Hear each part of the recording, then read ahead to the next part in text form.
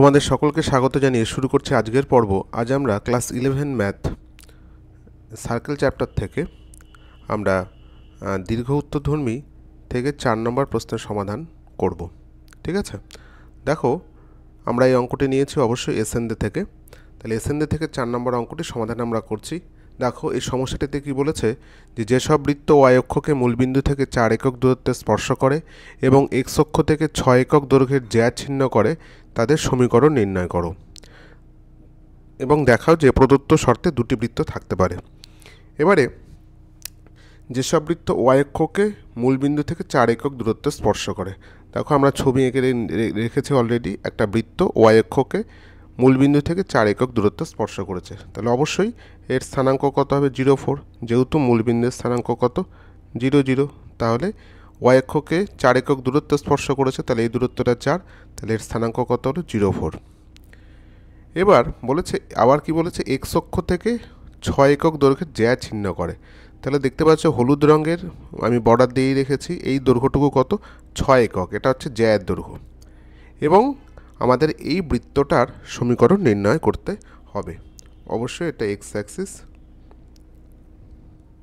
তাহলে আমরা জানি এক্ষেত্রে কি হচ্ছে বলতো, যে ব্যাসার্ধটা যদি আমরা ধরে নিই এ, ব্যাসার্ধ যদি এ ধরে নিই, তাহলে এই বৃত্তের কেন্দ্রের স্থানাঙ্কটা কত হবে বলতো, এই দূরত্বটা এ আর ওয়াই অক্ষ থেকে ডিস্টেন্স 4, তাহলে বৃত্তের কেন্দ্রের স্থানাঙ্ক কত হবে বলতো A4। কেন্দ্রের স্থানাঙ্ক হবে হচ্ছে A4। তাহলে আমরা বৃত্তের ইকুয়েশনটা লিখে ফেলি। তাহলে ধরি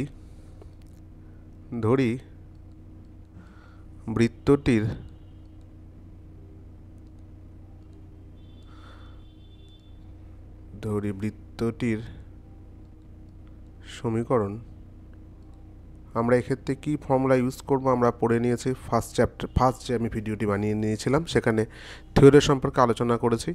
তাহলে এক্ষেত্রে বৃত্তটির সমীকরণ কী হয় বলতো, এক্স মাইনাস আলফা, আলফা অর্থাৎ এই কোঅর্ডিনেটটা, এখানে যে আমরা বৃত্তের কেন্দ্রের স্থানাঙ্ক আছে A4, তাহলে এখানে বৃত্তের কেন্দ্রের স্থানাঙ্ক A4, এই দুটোকে ধরে নিই আলফা বিটা।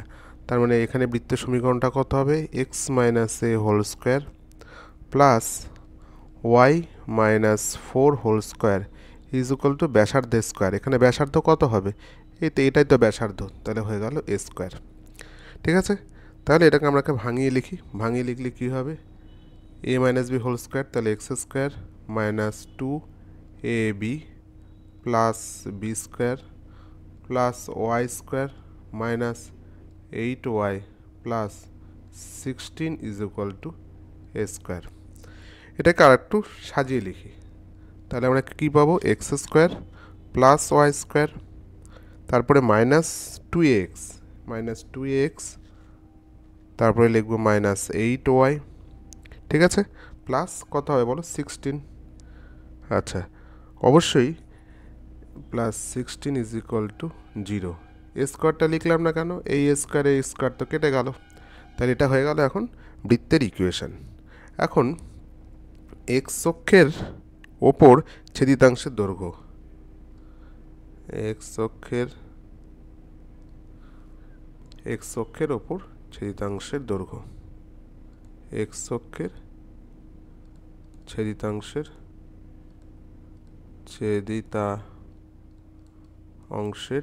দৈর্ঘ্য। আমি এ বিষয়েও আলোচনা করেছি প্রথম ভিডিওতে। যারা আজকে প্রথম, তারা অবশ্যই প্রথম ভিডিওটি দেখে নেবে। এক্স অক্ষের ছেদিতাংশের দৈর্ঘ্যের ফর্মুলা হচ্ছে 2 into root over G square minus C. জি অর্থাৎ বৃত্তের কেন্দ্র জি আছে যে, তাহলে এখান থেকে আমরা জি কত পাবো বলো তো, এখানে তুলনা করে আমরা জি কত পাচ্ছি, এখানে জি হচ্ছে এ। আমরা যদি এই সমীকরণটাকে x square plus y square plus 2gx plus 2fy plus c এর সঙ্গে তুলনা করি, তাহলে 2gx, সেখান থেকে আমরা এর ভ্যালু কত পাবো এ।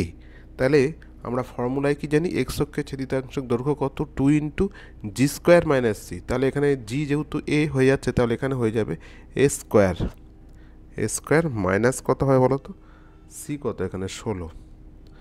আর প্রশ্নানুসারে এটা কি বলে দিয়েছে, প্রশ্নানুসারে এই ছেদিতাংশের দৈর্ঘ্যটা কত বলেছে, অনুসারে ছেদিতাংশের দৈর্ঘ্য বলেছে 2 into A square minus 16 is equal two বলেই দিয়েছে, দেখো 6 একক, তো এটা 6 বসিয়ে দিলাম। তাহলে implies root over a square minus 16 is equal to কত 3। সেখান থেকে 2 থেকে হোল স্কোয়ার করে দিলে পাবো a square minus 16 is equal two 9, therefore a square is equal to কত 25 এবং a ইজ ইকুয়াল টু কত প্লাস মাইনাস 5। ঠিক আছে, সুতরাং যেহেতু এর দুটি মান পাওয়া যায় তাই এইরূপ দুটি বৃত্ত পাওয়া যাবে।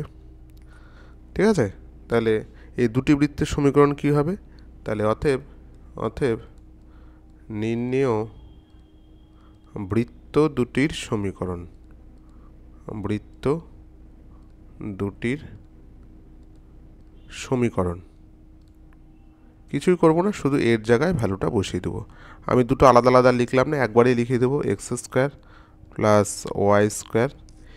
এর জায়গায় ভ্যালু কত হলো 5, তাহলে এখানে 2 তো আগে থেকেই আছে, তাহলে 5 দুগুণ কত হলো 10, যেহেতু প্লাস মাইনাস তাই এখানে সাইনটা আমরা প্লাস মাইনাস বসিয়ে দিলাম।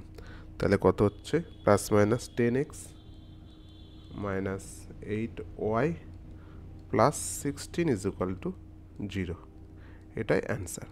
তোমরা ইচ্ছে করলে দুটো আলাদা আলাদা সমীকরণ লিখতেই পারো। ঠিক আছে, আশা করি তোমরা সমাধানটি বুঝতে পেরেছো। যদি কোথাও অসুবিধা থেকে থাকে অবশ্যই কমেন্ট বক্সে জানাতে পারো।